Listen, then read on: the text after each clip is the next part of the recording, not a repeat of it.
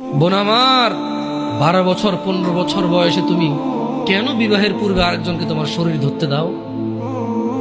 আর যুবক ভাই আমার, কি বলিস কি তুই? এই পৃথিবী আর পৃথিবীতে যা আছে এর চেয়ে মূল্যবান হচ্ছে এই মেয়েটা। তো এরকম মূল্যবান একটা জিনিস ওর ধরে ছুঁয়ে তুই ওকে ওর মূল্য কমিয়ে দিবি? এত বড় জুলুম ওর প্রতি তোর! তুই আল্লাহকে ভয় করিস না তাই বলে এতটা কি বলিস তুই? তুই কি কারো গাড়ির গ্লাস ভাঙছিস জীবনে? না। কেন? ওর লস হবে। তুই কি কোনোদিন কোনো মানুষকে ঘুষি দিছিস? না। কারণ তাহলে ও বেচারা কষ্ট পাবে। তুই কি জীবনে কারো পেটে ছুরি ঢুকাইতেছিস? না।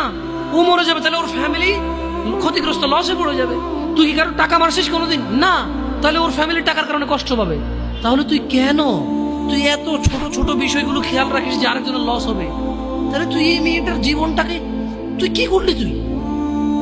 তুই পুরো পৃথিবী আর পৃথিবীতে যা আছে সবকিছু বিক্রি করলে যে সম্পদ হবে, সবকিছু অর্জন করলে যে অর্জন হবে, এর চাইতে মূল্যবান তুই ওকে সতীত্ব থেকে বের করে নিয়ে আসলি?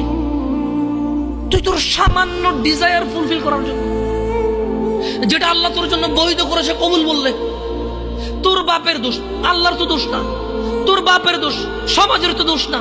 তোর বাপ তোকে বিয়ে করে না ভাই আমার, তোর বাপ মনে করে তুই ছোট, 18 বছর বয়স তোর।